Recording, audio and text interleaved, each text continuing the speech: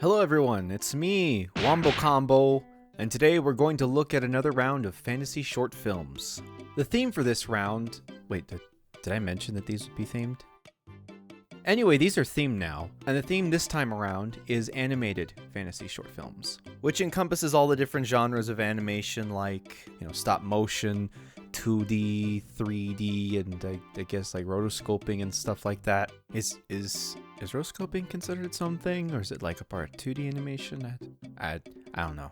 I spent a long time looking for animated short films I thought would be interesting to talk about, but also varied in style and technique. I could have went to CG Meetup and pulled 5 from their suspiciously large collection of award-winning animated films, but I thought having a more varied selection this time around made things more interesting.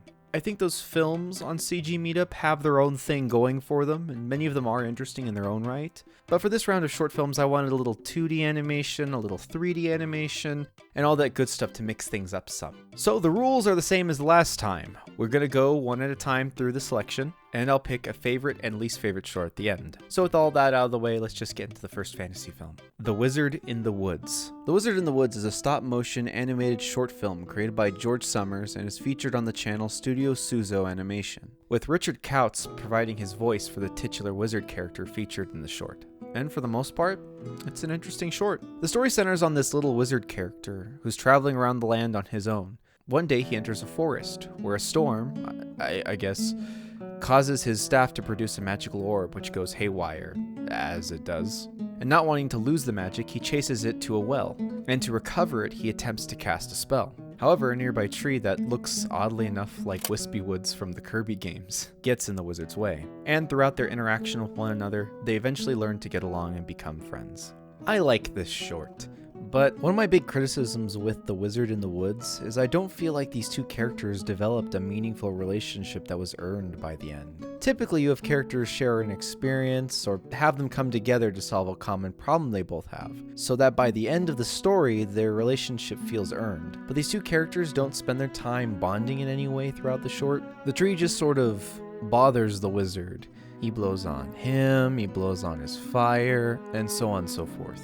But the only real, I would say, positive bonding experience is whenever the wizard apologizes to the tree after he breaks a branch off of it for, annoying him. Overall, their chemistry isn't all that great, and really, their relationship doesn't feel too developed. I'm not going to dwell too much on it, but it is one of the weakest aspects of the short, in my opinion. The humor's fine, and the effects and sets are interesting. I especially like the use of warm colors and lighting in this short. The story, despite being told through visuals, is also easy to follow, which for a story without dialogue is a plus in my book. It's well animated and fun, but I feel like the story would have been more engaging if the characters' relationship were more organically developed throughout the short. The Wizard in the Woods is fun, and honestly, I think a pretty decent little short film.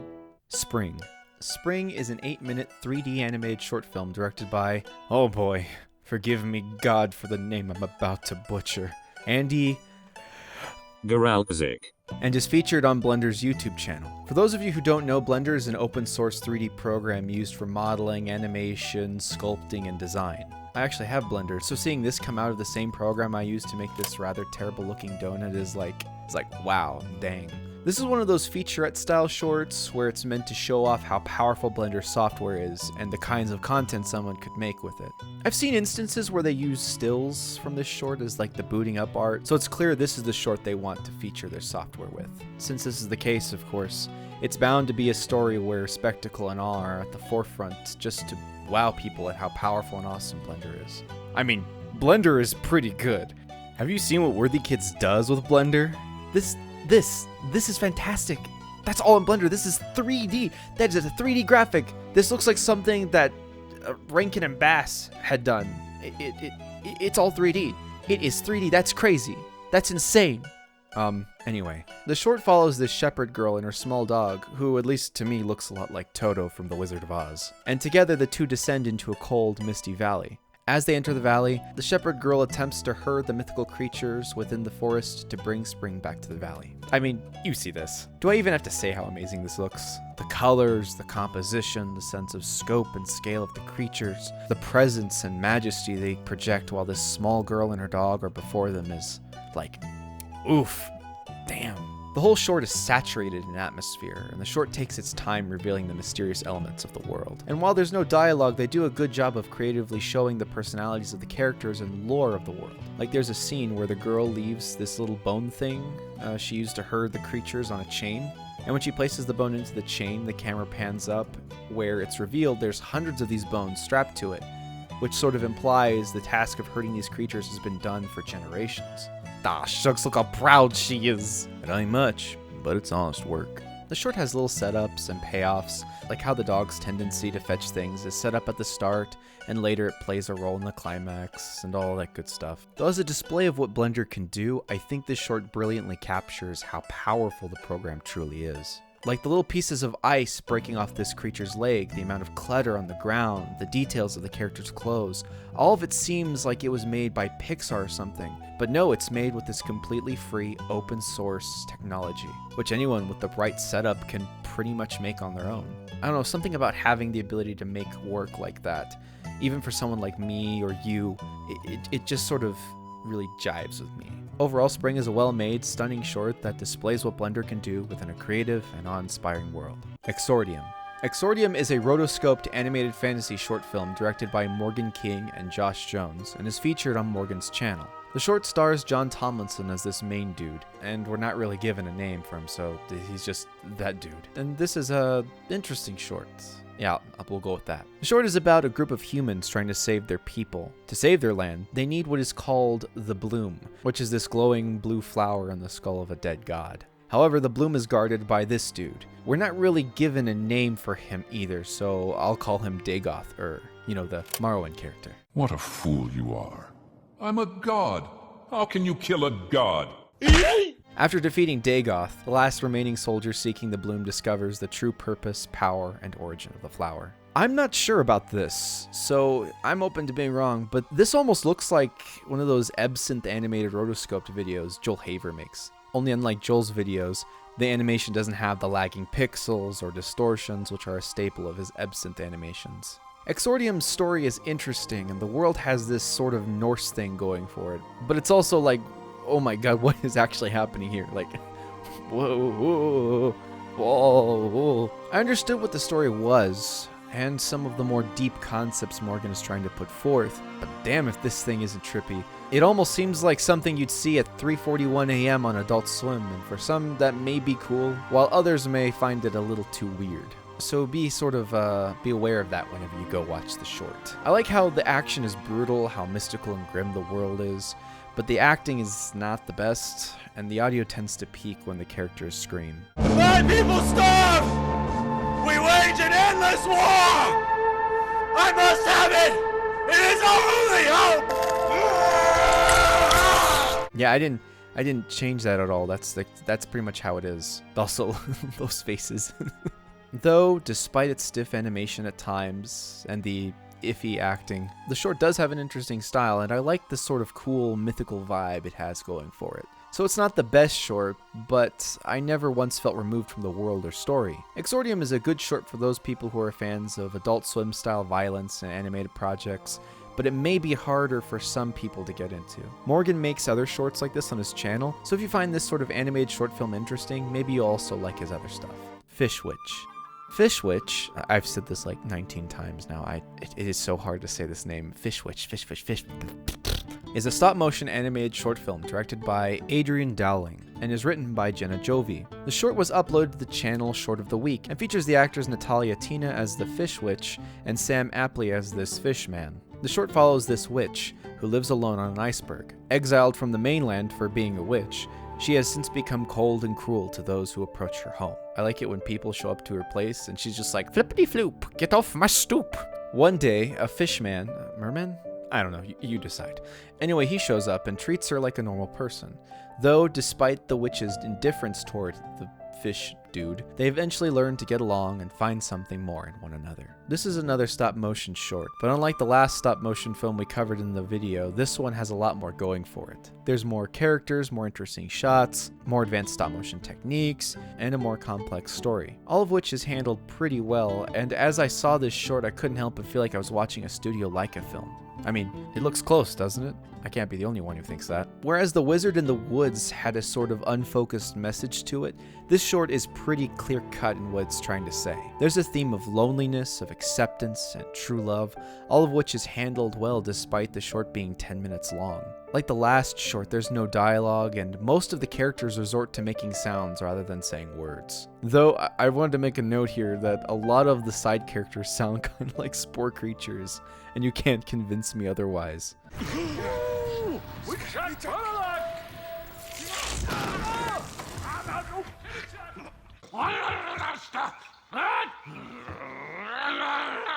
Despite not saying a word, it's clear how the characters are feeling throughout the story. I really like the music and camera work in this short. They get some pretty complex angles and do some creative stuff to achieve these interesting perspectives. Kind of like when the fishman is looking up at the surface and the boat is sort of overhead. I really like stuff like that, that's really cool. I also like the animated segment where it tells the witch's backstory. They did this really cool silhouette thing and it makes for some really creative and emotional imagery. Fish Witch is a fun animated short which is full of personality, charm, and heart. And if you watch the short, you'll get that reference. Reversal of the Heart.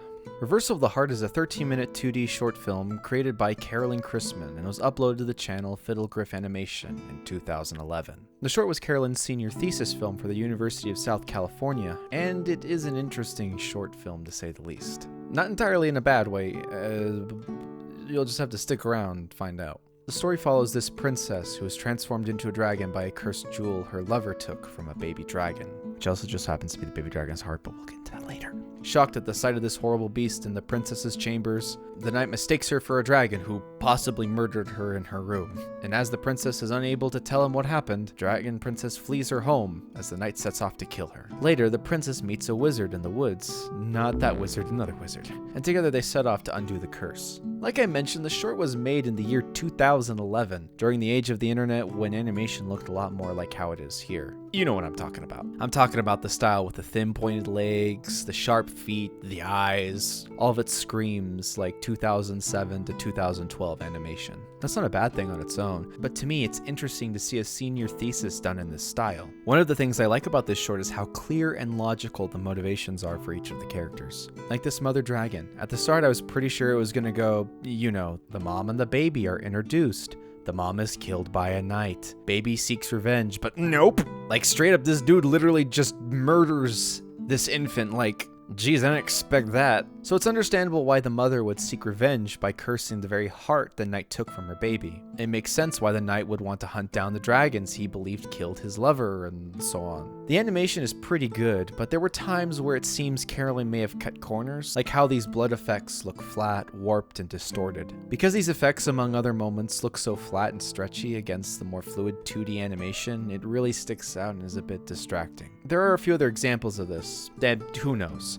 Being a senior thesis, maybe she didn't have the time to fully animate stuff like the blood, so I'm not going to criticize it too much. The sound effects are one of the weakest parts of the short film. Sometimes there's sound effects when the characters are doing things, and sometimes there isn't. Like when people move around or pick things up, it almost seems like there should be a sound effect there, but there isn't. And often it leaves this sort of weird silence in the air, and it just seems very weird to me. And when there are sound effects, a lot of them, not all, but a lot of them, sound kind of flat. If Carolyn used more crisp sound effects and maybe incorporated them into the actions of the characters more, it may have been less distracting, but oh well. This is 2011, when Mr. Weeble was at his height and Law of Talos was like my favorite thing, so I can't harp on her too much. The last sort of gripe I have with this short is at the end. Here, just take a look at this.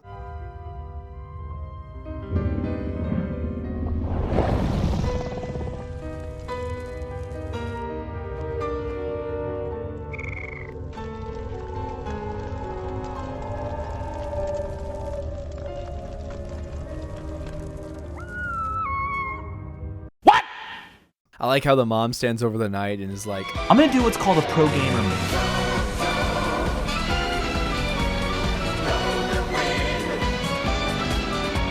Like, what? Okay. I'm not sure how that works. This is sort of a weird twist, and it isn't really explained why or how this happened. It would be one thing if the wizard showed the magic changing properties of the necklace, which may have explained why she changed back after it was shattered, in like, his book or something. And it could have been done with like pictures. You could have had like a diagram or something. I don't know. But I think Carolyn could have done something like that to maybe explain the logic of the magical items in this world. But as it is, this sort of thing just kind of comes out of nowhere. I do not understand this narrative choice. Why didn't the mama dragon just sacrifice the knight from the start and get her baby back? I don't know. I don't know.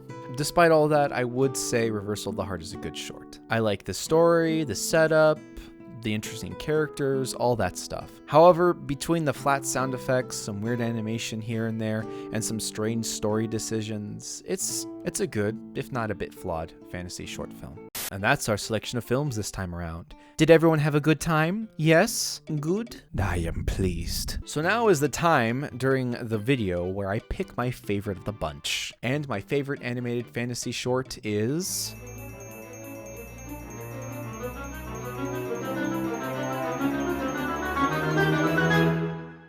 Fish Witch. It says in my notes here, be energetic. I don't know. I don't know what to do. This is a good short though. It's a good short. I went through a lot of animated fantasy short films, and this one always stood out to me. I love how expressive the animation is, how full of personality the designs are, and the music and the visual storytelling, and even the complex shots are all handled remarkably well. One of the major reasons I like this short is its story. I'm of the belief that you can have killer animation, but if your story is weak or the characters are flat, it really harms the impact of the work. This story is simple. It ain't no lighthouse or Shape of Water, but each element, from the motivations of the characters to their personalities, are all tied to this theme of love and acceptance. Like I said, it's a story that doesn't warrant a 100-page thesis to explain, but it's handled in a well-paced and creative way, where, by the end, I felt, deep in the cold underbelly of my heart, a little something, and that is something. I don't really have any real significant criticisms about the short, so overall it's a neat, focused, well-written little stop-motion short. What else can I say? I'm also going to say this, I still can't get over how these dudes sound like spore creatures.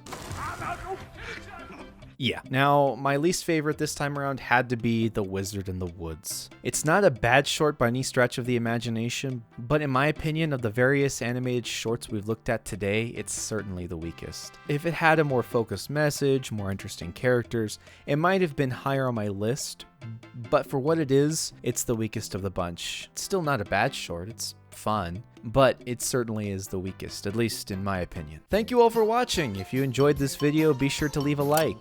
And if you would like to see me review more short films, whether they be science fiction or fantasy related, why not subscribe as well? I'll be covering Lord of the Rings shorts next time, so if you have any favorite Lord of the Rings fan short films to kind of shoot my way, please be sure to leave a recommendation in the comments below. If you want to know about the progress of future videos, the stuff I'm doing, kind of like the next projects that are coming up, feel free to follow me on Twitter. It is right here on screen, right next to me, as you can see right here, and it's also in the description below. As is the standard for the series, I have linked all the short films in the description below if you would like to watch them for yourself. The video's over now. That's all I have for you today. Beat it.